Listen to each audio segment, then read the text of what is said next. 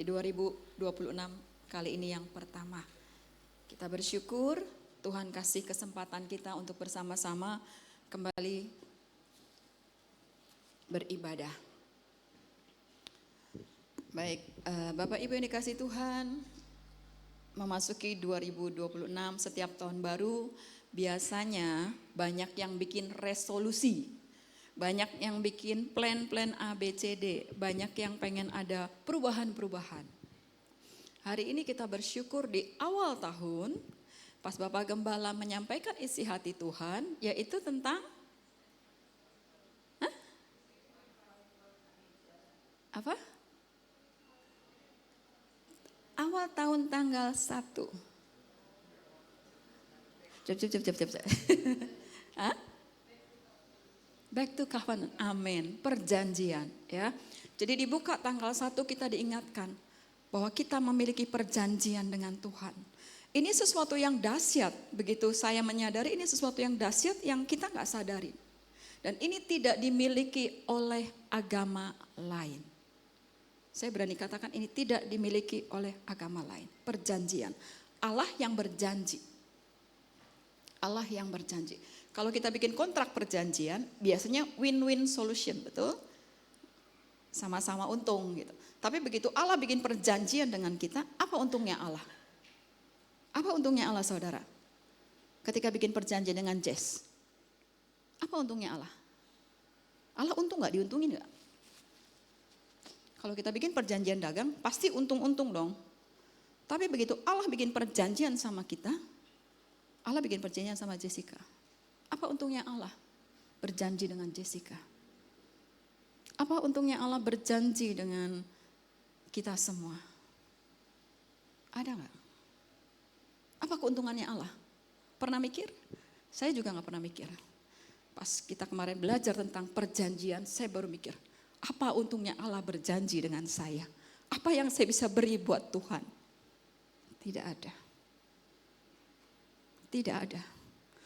Ketika kita menyadari itu, hidup kita akan berubah. Amin. Amin. Kita bersyukur kita dibawa di tahun 2026 dengan satu memasuki tahun kita diingatkan bahwa Allah memiliki perjanjian dengan kita. Bahwa kita diajak berjanji bersama dengan Allah. Allah sudah melakukan semua yang harus Dia lakukan. Bagaimana dengan kita? Berapa tahun kita ikut Tuhan? Berapa persen yang kita bisa sudah kerjakan perjanjian kita dengan Tuhan? Mari kita ingat di 2025, 365 hari 12 bulan. Berapa persen kita melakukan perjanjian kita dengan Tuhan yang kita done? Paling berapa persen? Ada yang 50%? Ketika kita merenungkan, maka Roh Kudus bekerja. Orang Kristen miskin perenungan. Semua selesai lewat. Kita gak renungkan. Ketika kita merenungkan, hidup kita pasti berubah. Makanya firman Tuhan, renungkanlah firman Tuhan siang dan malam. Bukan bacalah firman Tuhan siang dan malam. Renungkanlah firman Tuhan siang dan malam. Ya. Perjanjian kemarin Pak Gembala bilang adalah biasanya dilakukan, bukan biasanya, dilakukan oleh orang dewasa. Anak-anak gak pernah bisa bikin perjanjian. Datang ke notaris, saya mau bikin perjanjian Bu, jual beli rumah atau sewa apa. Bisa? Notarisnya terima? Tidak. Kenapa? Anak kecil tidak punya apa? Tanggung jawab. Anak kecil tidak punya tanggung jawab. Tapi orang dewasa dia punya tanggung jawab. Dia akan mengerjakan apa yang menjadi bagiannya. Kalau saya kontrak, jadi saya setiap bulan harus bayar. Bagian saya bayar. Ya, jadi perjanjian adalah untuk orang dewasa. Ya. Ketika salah satunya tidak melakukan perjanjian, mengingkari, maka perjanjian itu batal dikatakan. Bagaimana dengan Allah kita? Ketika kita tidak melakukan perjanjian, apa Allah mencabut perjanjian dengan kita? Tidak. Bu Christine, dicabut nggak perjanjiannya? Tidak. Masih tetap berjalan. Meskipun kita mengingkari. Kenapa? Kenapa Bu Christine? Begitu yakin bahwa Tuhan tetap mengadakan perjanjian dengan kita. Ketika kita nggak setia, kita nggak ikuti dia, kita mengabaikan dia, memberontak sama dia. Kenapa dia tetap masih megang perjanjiannya dengan kita? Kenapa? Amin. Karena dia kesayang sama kita. Karena dia adalah kasih. Dia adalah kasih. Pribadinya adalah kasih. Tidak ada, makanya Paulus bilang, tidak yang dapat memisahkan kasih Tuhan daripada saya. Bukan sayanya yang baik. Tetapi kasih setianya dia yang luar biasa, tidak dapat memisahkan. Kita jahat, kita bohong, kita meninggalkan, kita berontak. Dia tetap ingin tetap memegang perjanjiannya. Tetapi firman Tuhan bilang, dosa yang membuat kita memutuskan hubungan kita dengan Allah. Allah tidak pernah mengabaikan perjanjiannya. Karena dia adalah Allah yang setia. Amin. Saya rindu kita semua bersama-sama memasuki 2026 dengan satu pengertian yang baru tentang hubungan kita dengan Allah. Ya, kemudian hari Minggu, seluruh GBI bicara tentang apa? Revival. Kenapa harus ada revival? Kenapa harus ada didengung-dengungkan lagi revival? Revival apa teman-teman, Bapak Ibu? Revival adalah kebangkitan. Revival adalah pemulihan. Revival itu kalau saya lihat di kamus, kebangkitan, pemulihan, penyegaran semangat, atau kekuatan, atau minat. Dari kehidupan yang hampir padam atau lesu. Jadi GBI mengambil awal tahun ini mengambil satu tema revival. Saya percaya ini isi hati Tuhan. Kenapa? Kita lihat video ini sebentar. Kenapa Tuhan rindukan revival? Videonya sebentar, tapi ini sangat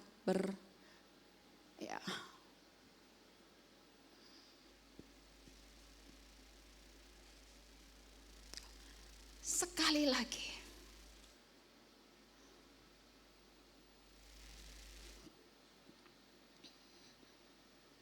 Oke, thank you. Ini gedung apa Bapak Ibu?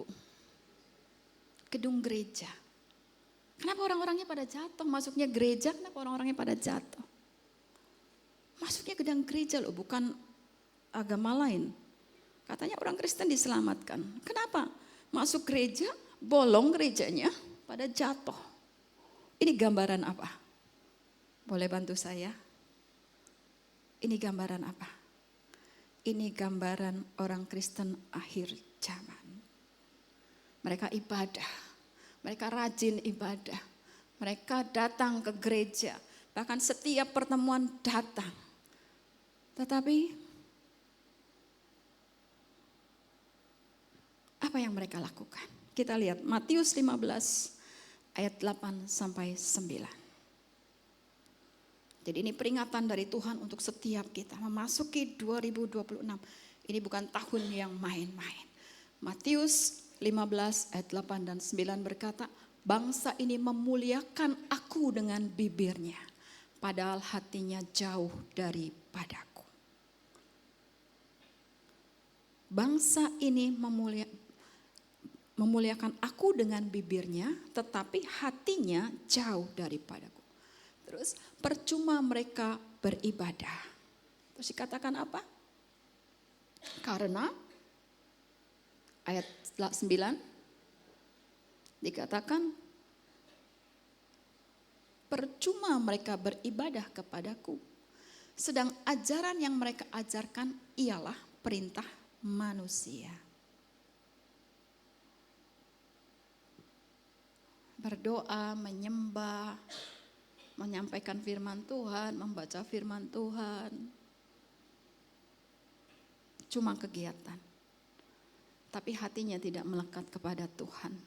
Ketika firman Tuhan berbicara, firman Tuhan menegur. Oh ya ampun Tuhan, ampuni saya.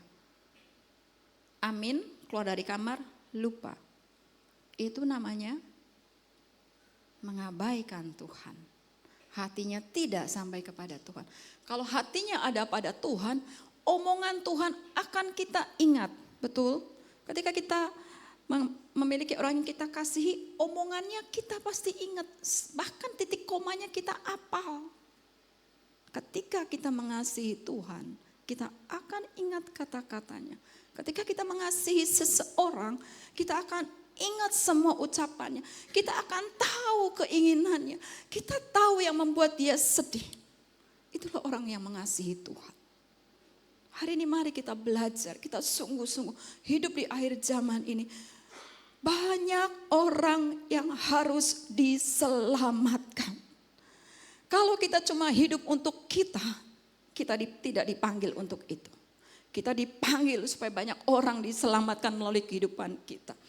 Kita dipanggil oleh Tuhan untuk menjadi saksinya Tuhan. Mari sadari. Yang pertama, setiap hari kita mulai introspeksi. Seperti Daud berkata di Mazmur 139. Kenapa Daud berkenan di hadapan Tuhan? Salah satunya dia selalu berdoa. Di Mazmur 139 ayat 23 dan selidiki aku ya Allah dan kenalah hatiku. Ujilah aku dan kenalah hatiku. Ayat 23 dulu.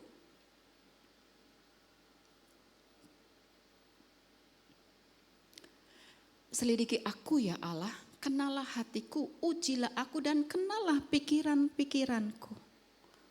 Daud berkata kepada Tuhan, selidiki aku, selidiki hati dan pikiran. Ayat 24 dikatakan, kenapa minta diselidiki? Di ayat 24 Daud bilang seperti, lihatlah apa jalanku serong dan tuntunlah aku di jalan yang kekal. Artinya Daud minta diselidiki sama Tuhan, minta diuji sama Tuhan supaya dia tidak menyimpang dari jalan Tuhan. Minta diselidiki sama Tuhan. Kenapa? Tuhan yang maha tahu kedalaman hati kita. Kalau kita sendiri menyelidiki hati kita, kita akan berdiri di atas kebenarannya kita. Saya nggak ngampuni dia karena dia udah berkali-kali jahatin saya. Itu kebenaran saya. Saya udah kasih ampun, saya sudah baikan, saya sudah nyapa. Dianya kayak gitu lagi.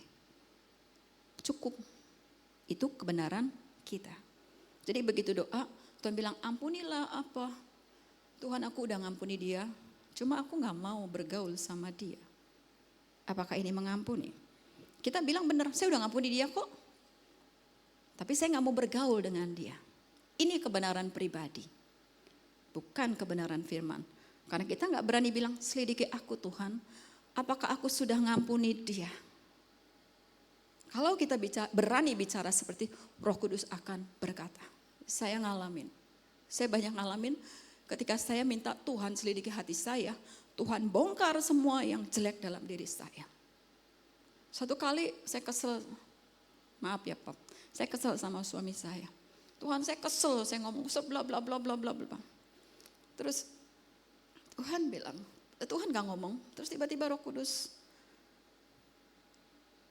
bicara dalam hati saya. Saat saya kesel, saya ngomong sama Tuhan. Terus saya bilang, Tuhan tolong saya. Saya tidak mau terlarut di dalam ini. Tuhan tolong. Ampuni kalau saya salah. Tuhan tolong saya. Buka mata saya, selidiki saya. Begitu saya selesai ngomong selidiki, saya lihat rumah, saya buka lemari pakaian, ini pakaiannya saya semua. Saya buka satu lemarinya, ini pakaiannya saya. Saya lihat ruang kaca rias, ini barangnya saya. Saya turun ke bawah, ini saya yang beli, ini saya yang beli, ini saya yang beli, saya yang beli. Di situ Tuhan tunjukkan kesabaran suami saya. Di situ Tuhan tunjukkan kelebihan suami saya daripada saya. Ketika kita minta diselidiki, Tuhan bicara. Yang penting kita mau dikoreksi. Terus Tuhan ingetin lagi. Lihat lagi anak-anak kecil. Siapa yang paling sabar nyuapin anak-anak? Sampai cucu juga. Beliau yang lebih sabar daripada saya nyuapin anak-anak. Tuhan buka segala sesuatu yang saya tidak pernah pikirkan. Itu Tuhan. Di situ saya belajar untuk menghormati beliau. Untuk mengasihi lagi seperti Tuhan sudah mengasihi saya. Di dalam kekristenan, banyak perkara yang akan kita nikmati ketika kita mau melibatkan Dia. Ketika kita mau diuji, ketika kita mau dikoreksi oleh Tuhan. Yang pertama, masuk awal 2026 ini, mari pertama introspeksi.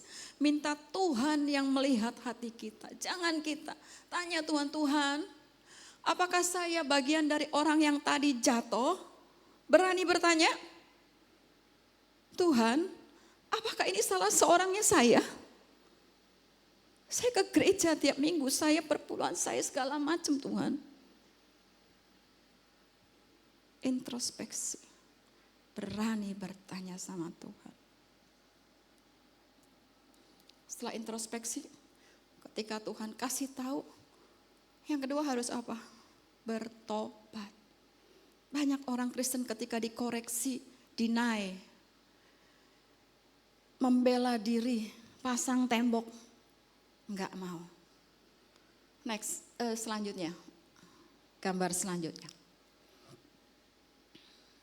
Ya, bukan ini yang tadi. Ya, oke. Yang tadi. Cepat sekali multimedia. Oke. Ya, dikatakan 99% orang percaya akan apa? Ditolak Tuhan. Ini mungkin cerita yang membuat mata kita melihat.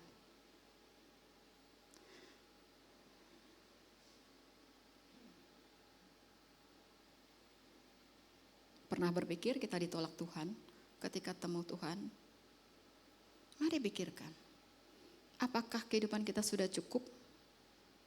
Jauh dari cukup. Mulai bertobat. Mulai bertobat. Bertobat itu dalam bahasa Yunani, metanoia. Metanoia. Bertobat itu bukan nyesel, beda dengan menyesal. Bertobat itu bukan menyesal. Bertobat itu perubahan. Perubahannya apa? Pola pikir dan hati yang radikal. Perubahan pola pikir dan hati yang radikal. Ke arah yang lebih baik. Yang diikuti tindakan. Ya. Nah, kita baca di Roma 7 ayat 18 dan 19. Tolong multi. Roma 7 ayat 18 19. Roma 7, ya thank you. Sebab aku tahu, ini Paulus kepada orang di Roma. Sebab aku tahu bahwa di dalam aku, yaitu di dalam aku sebagai manusia, tidak ada sesuatu yang baik. Siapa yang ngerasa baik di sini? Paulus bilang tidak ada yang baik. Sebab kehendak memang ada di dalam aku. Tetapi bukan hal berbuat yang baik. Kita punya kehendak, tetapi selalu arahnya ke yang tidak baik. Ayat selanjutnya, 19. Sebab bukan apa yang ku kehendaki, yaitu yang baik yang aku perbuat. Melainkan apa yang tidak aku kehendaki, yaitu yang jahat. Yang aku buat.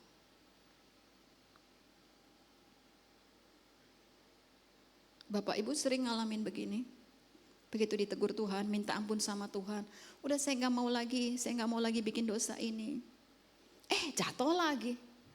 Begitu lagi. Berapa kali kita melakukan itu? Saya sering. Saya janji sama Tuhan, saya gak lagi begini. Saya jatuh lagi. Tuhan saya gak mau begitu, itu membuat engkau sedih, saya gak mau. Jatuh lagi. Betul? Tuhan saya gak mau sakit hati. Melihat orangnya, kita enek. Betul? Dikatakan apa? bukan yang aku buat, bukan yang aku pengen, yang baik, yang aku lakukan, tetapi yang jahat. Kita bertobat minta ampun sama Tuhan. Mungkin inner healing, mungkin sampai pelepasan segala macam, kita dilepaskan dari semua roh segala macam. Next. Kembali lagi. Pernah ngalami?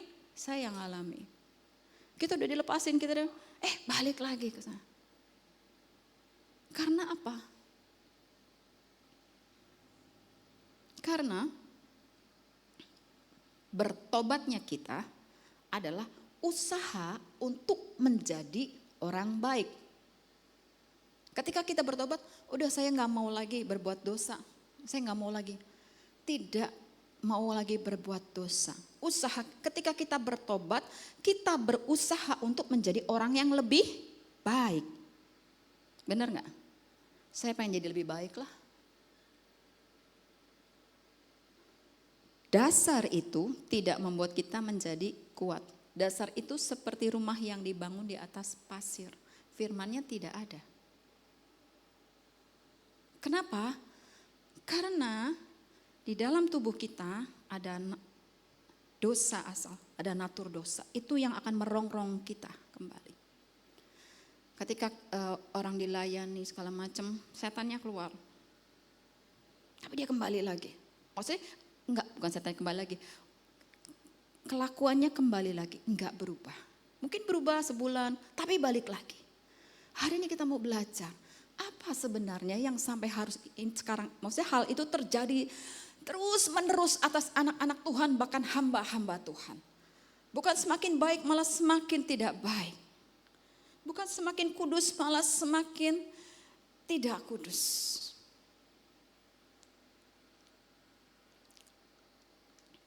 Dikatakan di Matius 3 ayat 2. Kita mau belajar tentang bertobat ini. Matius 3 ayat 2 katakan, bertobatlah sebab kerajaan surga sudah dekat. Nah ini juga, arti lainnya adalah bertobatlah. Artinya berubahlah pikiranmu. Berubahlah pola pikirmu sebab kerajaan Allah sudah dekat. Berubahlah pikiranmu sebab kerajaan Allah itu apa?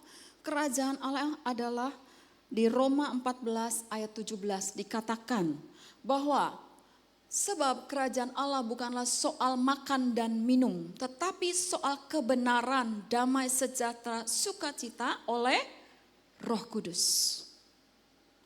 Bertobat artinya pola pikir kita harus mulai dirubah, perubahan pola pikir. Sebab kenapa? Kerajaan Allah sudah dekat. Sebab kebenaran itu sudah di depan mata kita. Sebab kebenaran itu sesungguhnya ada di dalam hati kita. Sebab apa? Damai, sukacita, Roh Kudus itu ada di dalam kita. Kenapa kita bertobat? Karena Roh Kudus ada di dalam kita. Amin. Kenapa kita harus bertobat? Karena ada yang kudus tinggal di dalam hati kita. Saya mendengar kesaksian dari seorang teman. Suatu kali kita kumpul, dia kesaksian, dia kena sakit autoimun, menyerang sendi-sendi kulit bagian luar. Jadi setiap kali dia ngerasa sakit semua. Dia bergerak sakit, bahkan untuk minum aja sakit. Dia ketahuan autoimun itu di Singapura. Ketika dia di Singapura di rumah sakit, dia bolak-balik berbulan-bulan. Ketika dia ada di rumah sakit, dia bilang, Tuhan sakit sekali, sakit sekali. Tiba-tiba Tuhan bicara dalam hatinya. Sakit ya, itu jelas. Iya sakit Tuhan, sakit. Terus Tuhan bilang, ini orangnya bukan, maksudnya orang yang biasa-biasalah, bukan yang orang rohani gitu. Biasalah gitu, orang-orang biasa. Terus dia bilang gini, sakit banget Tuhan. Sakit yang kamu alami, itu aku alami. Aku ngerasa, karena aku ada di dalam kamu. Kamu ngerasa sakit kayak itu, aku tuh ngerasain. Dia jelas sekali dengar suara Tuhan. Terus Tuhan ngomong lagi nih. Karena aku di dalam kamu, apa yang kamu alami, aku rasakan. Ketika kamu berbuat najis, sampai bilang gitu, ketika kamu berbuat najis, aku ikut terlibat di situ. Padahal aku jijik. Karena aku ada di dalam kamu. kesaksian ini mengubah pikiran saya. Saya selalu ingat kesaksian ini. Kenapa? Kalau kita berbuat sesuatu, Tuhan itu ikut berbuat dosa bersama dengan kita. Sedangkan Dia kudus. Harusnya kita mati saat kita berbuat dosa. Karena ada Tuhan di dalam kita. Kita baca perjanjian lama, banyak orang mati karena melanggar kekudusan Tuhan. Tuhan sampai sedemikian terhadap kita. Dia ada di dalam kita. Apapun yang kita rasakan, Dia rasakan. Kita berbuat apapun, Tuhan turut melakukannya karena Tuhan ada di dalam kita. Itulah Tuhan kita. Bukankah hal itu hal yang tidak layak kita terima? Sesungguhnya untuk terima jadi kita nggak layak. Tetapi seringkali malah kita mengabaikan semua itu. Hari ini kita belajar cara bertobat. Sungguh-sungguh bertobat. Ya, jadi pola pikir yang diubahkan. Caranya bagaimana? Caranya bagaimana supaya pola pikir kita berubah? Kita baca di 2 Korintus 10 ayat 4 sampai 5. Ya, kenapa kita seringkali gagal bertobat? Karena fokus kita cuma berfokus kepada perubahan sikap kita. Saya tadinya bohong, nggak mau bohong. Saya tadi suka nonton film yang nggak enak, yang nggak kudus. Supaya saya nggak pengen nonton lagi, kayak gitu. Gagal lagi. Saya nggak mau, tersinggungan, gagal lagi. Kenapa? Fokusnya kita, sikapnya kita berubah. Dasarnya harus dimulai dari mana? Pikiran yang diubahkan. Ya. Oke, kita lihat di 2 Korintus 10 ayat 4 sampai 5. Ayat 4 dikatakan, karena senjata kami dalam perjuangan bukan senjata duniawi, melainkan senjata yang diperlengkapi dengan yang kenceng, kuasa Allah yang sanggup meruntuhkan benteng-benteng. Ayat 5. Kami mematahkan setiap siasat orang dan merubuhkan setiap kubu yang dibangun oleh keangkuhan manusia untuk menentang pengenalan akan Allah. Kami menawan segala pikiran dan menaklukkannya kepada Kristus. Bapak Ibu, tindakan itu lahir dari pikiran. Jadi kalau tindakan sikap kita itu adalah buah dari pikiran kita. Pikiran kita benar, perbuatannya benar. Pikiran kita jelek, perbuatannya jelek. Firman Tuhan dikatakan, kita punya senjata yang diperlengkapi dengan kuasa Allah. Enggak main-main loh, kuasanya kuasa Allah. Lebih dari kuasa orang hebat di dunia ini. Yang diperlengkapi dengan kuasa Allah. Untuk apa tadi? Merubuhkan benteng-benteng. Coba boleh gambarnya tadi? Satunya terakhir, gambar terakhir. Oke, nah kurang lebih gambar benteng seperti ini. Kalau benteng itu, Bapak Ibu, kuat apa enggak? Kuat, karena tempat apa? Perlindungan. Benteng itu kuat, tempat perlindungan. Dibangunnya sehari, sebulan? Enggak, berbulan-bulan bahkan bertahun-tahun. Jadi benteng itu sangat kuat. Firman Tuhan ini bilang apa? Coba tolong kembali ke tadi. Sebab senjata kami, perjuangan kami bukan senjata duniawi, tetapi senjata yang diperlengkapi kuasa Allah yang sanggup untuk meruntuhkan apa? Nah, sekarang kita harus mulai cek lagi. Benteng apa yang ada di dalam pikiran kita?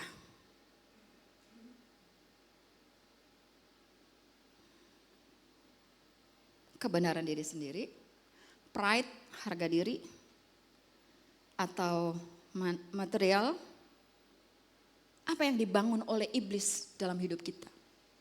Pride gitu, jadi nggak boleh tersinggung, kayaknya pengen dihargai, atau benteng ketakutan yang dibangun oleh iblis. Benteng ini dibangun bertahun-tahun. Dalam kehidupan kita, setiap peristiwa, setiap kejadian, setiap masalah, kita sedang membangun apa? Ketika kita biarkan iblis, pekerjaan-pekerjaan setan, perbuatan-perbuatan daging timbul dalam hidup kita, benteng itu dibangun. Makanya jadi ada orang yang keras banget, benar? Ada orang yang gampang tersinggung banget. Ada orang yang jadi troublemaker banget. Kenapa? Ada yang membangun benteng di dalam hidupnya. Mari kita sadarin hari-hari ini, benteng apa yang ada di dalam hidupku, hidup kita. Hari ini kita mau belajar. Di ayat 5-nya dikatakan, dari ayat 5 ini kita akan belajar ya. Kami mematahkan setiap siasat orang. Mematahkan setiap siasat orang. Jadi yang pertama untuk kita terus mau bertobat ketika kita menghadapi sesuatu, mematahkan setiap siasat orang. Artinya apa? Siasat. Ketika kita menghadapi sesuatu pilihan untuk bertindak benar seperti firman atau untuk menurutin daging, ini dipatahkan. Artinya apa? Semua pekerjaan setan melalui pikiran kita, semua pekerjaan singa yang mengaum-ngaum di sekeliling kita, kita patahkan. Dengan apa? Nama Yesus. Misalnya ada orang yang ngomong nggak disaring, ngomongnya blak-nyablak aja ke kita, yang membuat hati kita juga mungkin tersinggung. Contoh, manusia daging kita, manusia pasti tersinggung, pengen marah, pengen segala macam. Diamlah.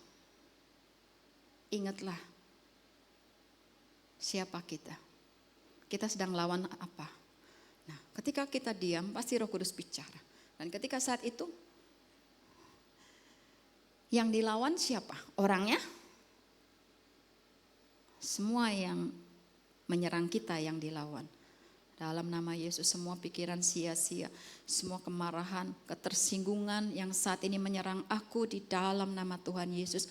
Aku patahkan di dalam nama Yesus yang penuh kuasa. Dalam nama Yesus aku tidak mau tersinggung. Itu mematahkan siasat. Itu mematahkan ketika setan pengen ngerebut kita. Awalnya seperti itu. Jadi setiap kali apapun yang membuat hati kita tidak benar, mulai berkata berdoa. Apa yang firman Tuhan katakan, doakan.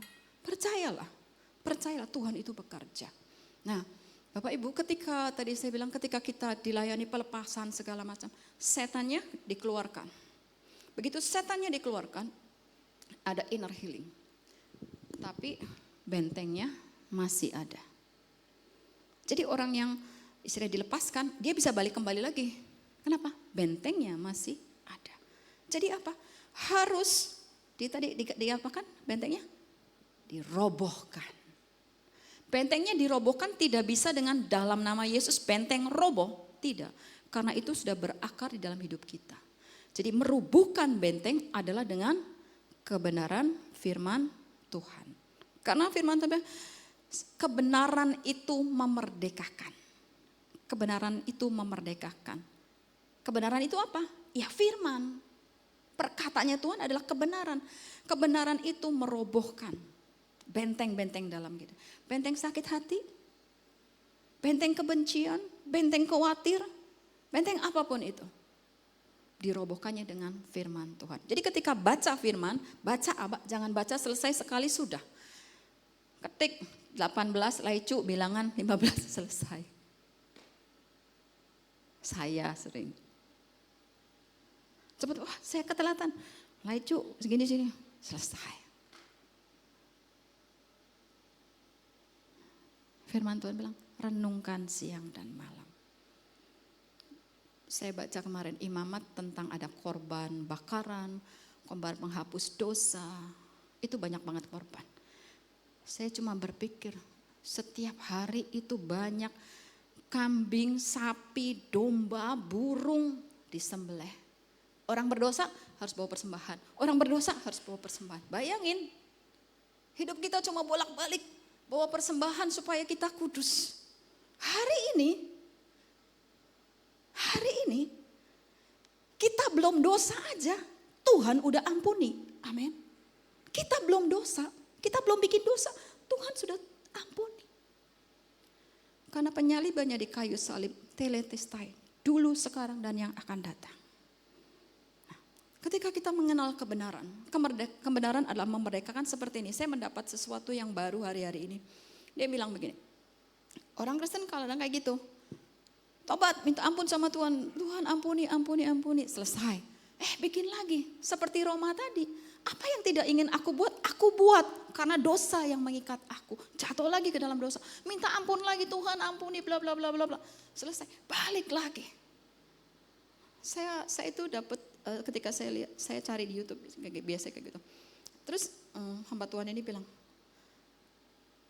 ketika kamu berbuat dosa, ketika kamu lagi nonton porno di handphone kamu, ada Tuhan enggak? Tuhan lihat enggak? Pertanyaannya, Tuhan lihat nggak? Kitanya lagi begini, lihat-lihat nggak ada orang.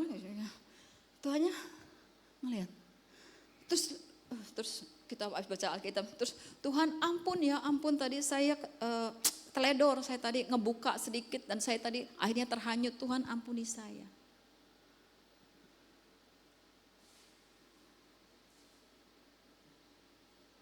Kira-kira kalau kita yang jadi Tuhan, bagaimana hati kita? Udah tahu gak boleh dilakukan, terus minta ampun. Terus berulang-ulang. Jadi saya bayangkan, kalau saya bikin dosa, Tuhan lihat. Saya berani bikin dosa gak sih? Ibu Nilu, ketika Ibu Nilu lagi ada sesuatu yang tidak baik, lagi marah atau apa, Ibu Nilu tahu ada Tuhan di situ. Ibu Nilu berani marah-marah enggak?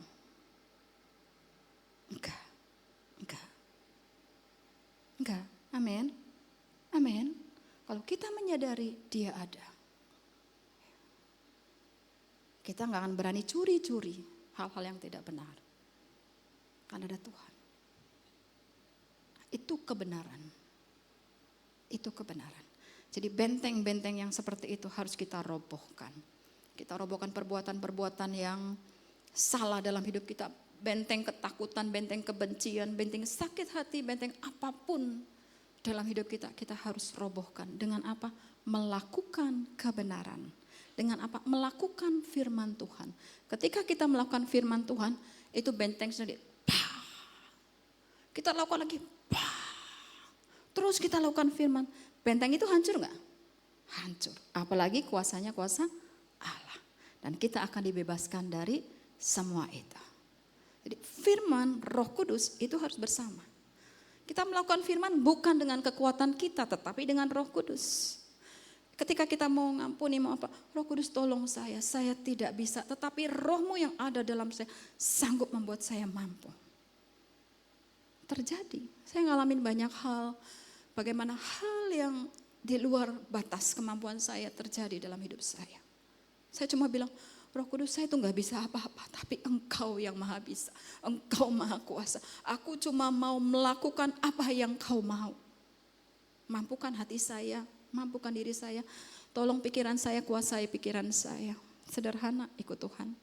Cuma percaya, nurut, jangan sok pinter, nurut.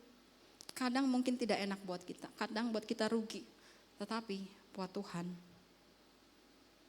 itu satu pijakan kita memperoleh kemenangan. Ya. Kebenaran memerdekakan kita. Ya. Yohanes 8 ayat 32.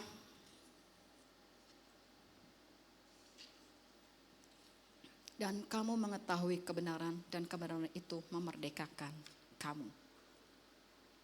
Jadi kita merobohkan benteng-benteng yang ada di dalam kita dengan apa? Melakukan firman Tuhan. Contoh, benteng apa yang ada dalam diri kita? Sakit hati, kepahitan, tidak bisa mengampuni. Firman Tuhan bilang apa dalam hal pengampuni? Ampunilah, supaya kamu diampuni. Berapa kali harus ngampuni? 70 kali 7 kali. Kita bisa enggak? Kita enggak bisa. Apa yang bisa kita lakukan? Tuhan, saya mau. Modalnya cuma mau. Cuma mau. Karena tidak ada yang pernah bisa melakukan firman Tuhan kalau bukan Roh Kudus yang bekerja dalam diri kita. Tuhan saya mau melakukan firman Tuhan. Saya mau melakukan firman Tuhan. Berikan saya kemampuan. Roh Kudus berikan saya kemampuan. Percaya enggak? Orang lain tidak diubah. Hati kita yang diubah. Berapa kali saya ngalamin ketika saya ada sedikit enggak enak sama seseorang atau hati saya ini sama orang. Saya ngomong sama Roh Kudus, tolong. Dia mengubahkan saya. Dia mengubahkan mata saya. Dia mengubahkan hati saya. Tuhan bilang ini satu kali. Saya kesal sama seseorang, saya ngomong sama Tuhan. Tuhan saya kesel sama dia bla bla bla bla bla. Sampai pokoknya saya kesel banget. Tuhan bilang ini. Dia berharga buat saya. Tuhan gak banyak ngomong. Dia berharga buat saya. Kalau kamu mandangnya dia remeh, dia tuh berharga. Lah, kalau Tuhan ngomong dia berharga, saya nganggap dia remeh. Siapa saya? Saya lebih hebat dari Tuhan. Saya lebih berkuasa dari Tuhan, lebih suci dari Tuhan. Saat itu saya minta ampun sama Tuhan. Saya salah Tuhan, saya udah jahat sama Tuhan. Saya minta ampun sama Tuhan. Tolong hati saya. Aku minta kasih Tuhan supaya saya bisa ngampuni dia. Supaya saya menghargai dia sebagai ciptaan-Mu yang mulia. Tuhan bekerja. Tuhan membereskan hati kita. Orangnya belum berubah. Tapi hati saya berubah. Itulah yang Tuhan ingin kerjakan kepada setiap kita. Tuhan urusan kepada setiap kita masing-masing. Pada orang yang terbuka hatinya. Kita baca Roma 6 ayat 11 sampai 13. Ini artinya kita sedang meruntuhkan. Jadi kita kejadian lagi, kita lakukan firman. Itu kita sedang merobohkan tembok. Roma 6 ayat 13, 11 dan 13. Ya, tambahan satu terakhir.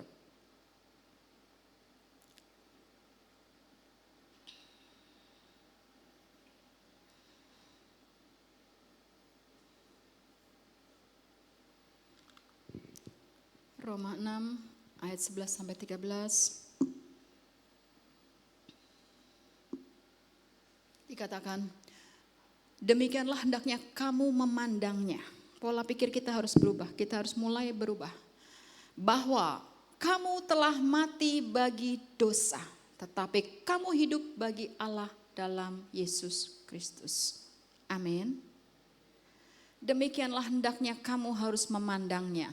Ayat 11 lagi, saya ulang bacanya. Ayat 11. Demikianlah hendaknya. Kita sebut nama kita. Sama-sama ya, 3, 4. Demikianlah hendaknya. Maaf, jangan dulu. Firman Allah harus dikatakan, harus dibaca, dikatakan, dideklarasikan dengan iman. Sebut namanya ya, kamu sebut namanya ya. 3, 4.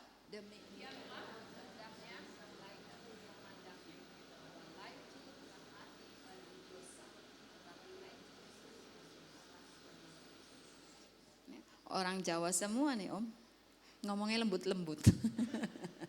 Ya. Ayat 12. Ayat 12. Sebab itu hendaklah dosa jangan berkuasa lagi di dalam tubuhmu yang fana, supaya kamu jangan lagi menuruti keinginannya. 13.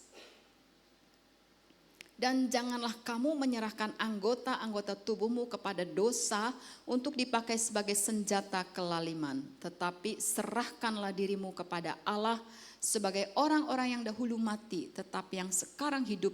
Dan serahkanlah anggota-anggota tubuhmu kepada Allah untuk menjadi senjata-senjata. Amin. Amin. Ketika kita mulai berkata kepada diri sendiri, berkata dengan iman, kita menerima iman, kita menerima firman. Mari kita rubah cara pandang kita. Kita merubah pola pikir kita. Yang harus kita percayai adalah firman Tuhan. Yang harus kita percayai adalah firman Tuhan. Bukan apa kata orang, bukan apa kata situasi kita saat ini. Identitas kita tidak ditentukan oleh apa kata orang. Identitas kita, harga diri kita, siapa kita tidak ditentukan oleh perlakuan orang lain terhadap kita. Identitas kita ada di dalam firman Tuhan. Identitas kita ada di dalam Allah. Amin. Masuk 2026, mari bersama-sama bilang, identitas saya adalah anak Allah. Identitas saya adalah pewaris kerajaan. Identitas saya adalah anak Allah yang hidup kudus. Berani berkata. Seringkali kalau, belajar hidup kudus sudah. Ya kan daging lemah. Pegangnya ayatnya cuma daging lemah. Punya kemenangan? Punya enggak? Itu dia pegang firman loh. Tapi dia bilang, ya daging lemah Ci. Kan saya juga masih daging. Kira-kira menang enggak? Enggak. Saya bilang, iya daging lemah. Namun roh kuat. Identitas kita tidak ditentukan dari dunia ini. Dari apa yang ada sekarang. Dari kondisi kita. Tidak. Identitas kita adalah di dalam Tuhan. Seperti semua yang Tuhan katakan. Kamu berharga, kamu mulia. Bahkan kamu dilukis di telapak tanganku. Kamu adalah biji mataku. Sampai dikatakan, kemana aku pergi ke ujung dunia, sampai ke dunia orang mati, engkau ada di sana. Itu identitas kita. Artinya Allah tidak pernah melepaskan kita. Allah ingin bersama-sama dengan kita. Sadari tidak? Kita menyadari enggak? Bahwa Allah tidak pernah mau melepaskan kita. Allah ingin selalu ada bersama kita, menggenggam kita, menggendong kita.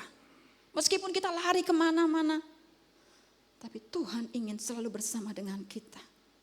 Mengasihi kita. Memelihara kita, menyelamatkan kita, memberkati kita. Hari ini kita mau minta sama Tuhan. Semua itu dapat dikerjakan ketika kita minta Roh Kudus berotoritas dalam hidup kita. Amin. Dengan kekuatan manusia tidak ada seorang pun yang dapat melakukannya. Hanya dengan kekuatan Roh Kudus. Kita itu spesial loh. Udah ditebus, lunas semua dibayar, bahkan dosa yang belum kita lakukan sudah dibayar sama Tuhan. Kita hidup dikasih kuasa. Kuasa Allah yang maha tinggi itu ada di dalam kita. Yang sanggup merubuhkan setiap benteng-benteng. Caranya cuma apa? Syaratnya cuma iman, percaya sama dia. Percaya sama dia, percaya apa yang diucapkan melalui firman-Nya. Percaya kepada dia. Ikuti apa yang mau Tuhan lakukan. Hidup di dalam kasih. Dia akan bekerja, dia akan menyatakan dirinya jauh-jauh lebih dari yang bisa kita pikirkan. Amin Bapak Ibu. Mari. Kita baca tadi, sembari kita berdiri, tim musik boleh?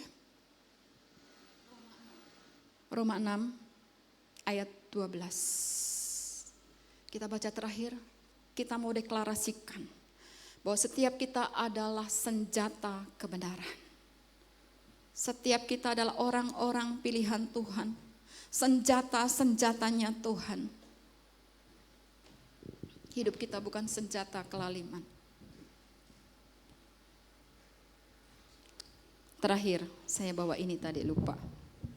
Sebelum kita berdoa. Ini ada kipas gak bisa. Pak Edo boleh dekat Pak Edo. Pak Edo, ini apa? Korek. Ininya apa nih? Api. Pak Edo pegang api ya. Terus gitu, selama mungkin.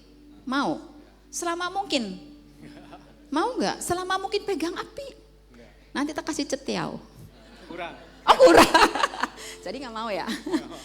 Tak tambahin notiau. Mikir-mikir.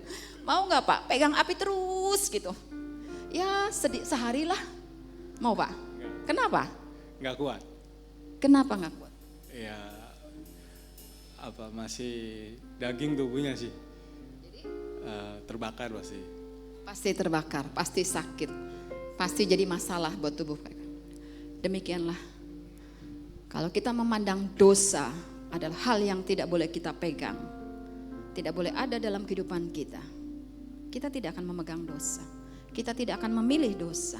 Kita tidak memilih tersinggung. Kita tidak memilih kepahitan. Kita tidak memilih khawatir, tetapi kita memilih aku percaya kepada Tuhan yang hidup. Demikianlah pengetahuan, pengertian tentang dosa harus seperti ini. Bahwa ketika dipegang terus akan menyakiti kita, akan membuat kita jadi parah dan bahkan bisa mati. Demikianlah harus kita mengerti dosa seperti ini. Ketika kita pegang terus akan membunuh kita. Ya, kita angkat pujian. Datang Roh Kudus.